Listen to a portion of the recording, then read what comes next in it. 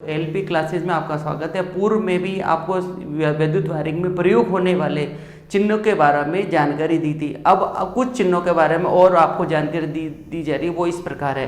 अब आपको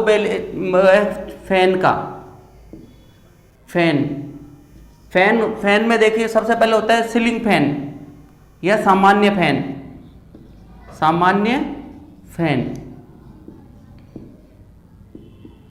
इसका सिंबल है आपका इस प्रकार से। फिर आता है आपका एग्जॉस्ट फैन होता है जो किचन वगैरह बाथरूम वगैरह में हवा निकासी के लिए जो फैन होता है वो उसको बोलते हैं एग्जॉस्ट फैन। एग्जॉस्ट फैन का सिंबल है आपका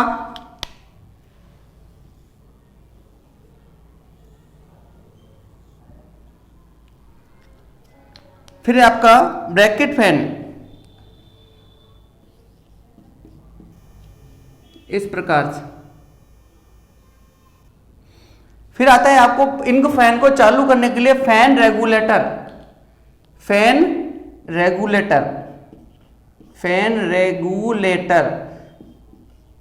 इसके द्वारा फैन की गति को कंट्रोल कर सकते हैं। तो इसका सिंबल आपको इस प्रकार से है।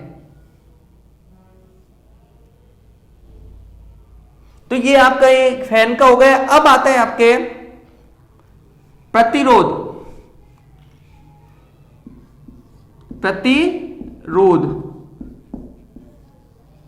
का सिंबल है आपका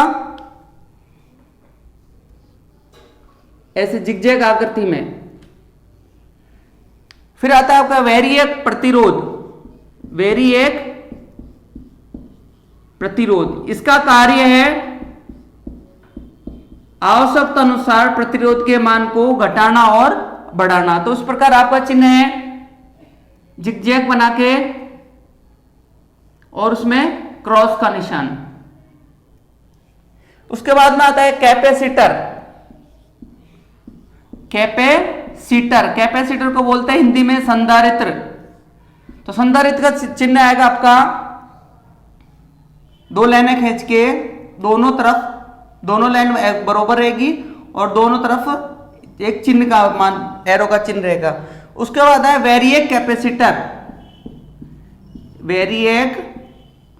कैपेसिटर।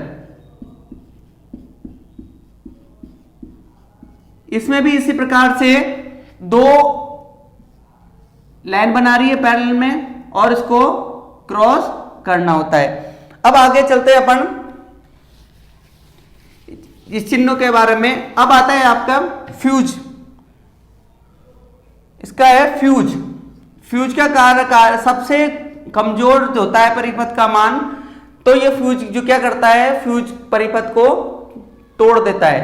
तो फ्यूज का सबसे बड़ा चिन्ह है, फ्यूज का चिन्ह है आपका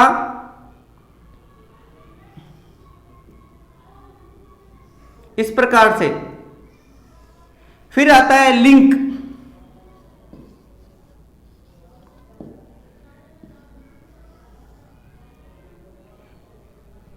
लिंक का है आपका दो गोले बनाने हैं इस प्रकार से। फिर आ जाएगा अर्थ का। फिर आएगा अर्थ प्लेट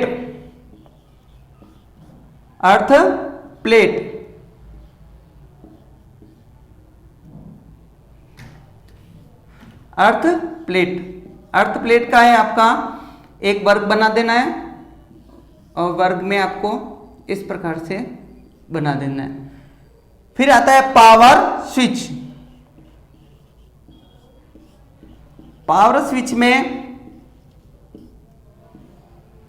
ये वर्ग बना देना है और वर्ग के नीचे आपको लिखना है P। फिर लाइट स्विच पावर, तो उसमें आपको वर्ग बना देना है और यहां पे लिख देना आपको L। आगे चलते हैं अपन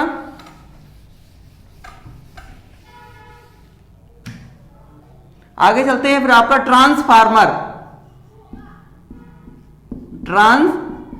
ट्रांसफार्मर, इसको हिंदी में बोलते हैं परिणामित्र।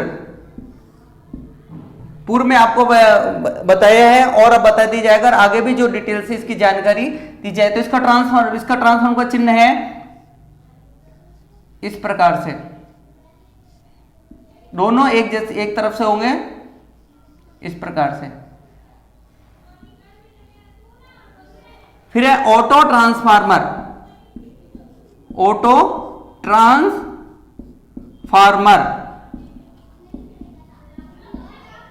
ऑटो ट्रांसफार्मर में क्या होता है, एक तरफ की एक वाइंडिंग होती है, लेकिन दोनों एक तरफ के वाइंडिंग में टैप्ड निकले हुए होते हैं, वो होता है ऑटो ट्रांसफार्मर इस प्रकार से।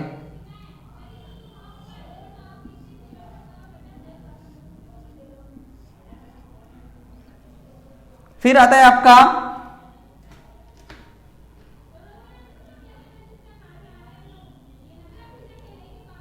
Auto transformer. ये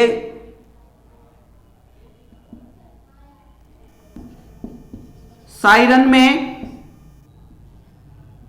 गोला बना के और इस प्रकार के तीलों जैसी आकृति, अशोक चक्र जैसी आकृति बना देते हैं। फिर आता है हॉर्न, हॉर्न इस प्रकार से हॉर्न।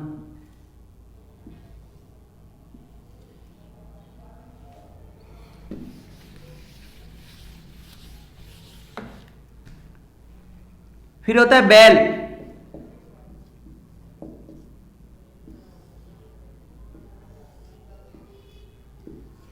फिर है बजर,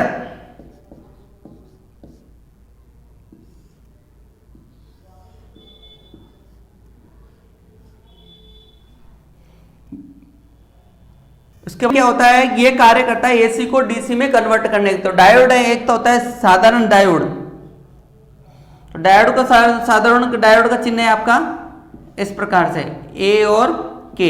ए और के लिखा जाता है एनोड और कैथोड की वजह से। फिर आता है photo diode, photo diode. Photo diode में आपको वही विधि लिखनी है ए और के, लेकिन बाहर की तरफ। फिर आता है एलईडी, लाइट एमिटिंग डायोड। उसी प्रकार भी ए और के लिखा जाएगा, लेकिन उसके बाद आता है जीनर डायोड, जीनर।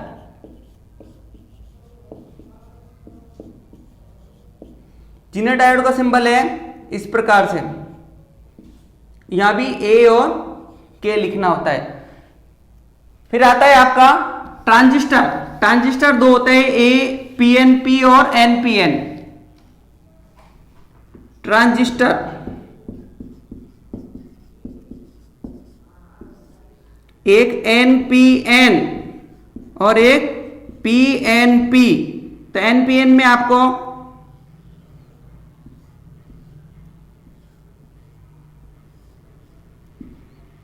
EBC और पीएनपी में गोला बना के इसको एरो को बाहर डाल देते हैं। तो यहां EBC, EBC का है एमीटर, बेस और कलेक्टर। तो ये आपके ट्रांजिस्टर बेल और बजर जो चिन्ह बताए गए हैं, ये विद्युत वायरिंग में सर्वाधिक उपयोग में आते हैं। और इसका ये मुख्य रूप से आपके जो इंजीनियरिंग ड्राइंग होती है उसमें सिंबल एग्जाम के तौर पे आते हैं। तो ये आपको ये अच्छा लगा, ये वीडियो अच्छा लगा और सिंबल की अच्छी जानकारी मिली तो आप इसको लाइक करिए।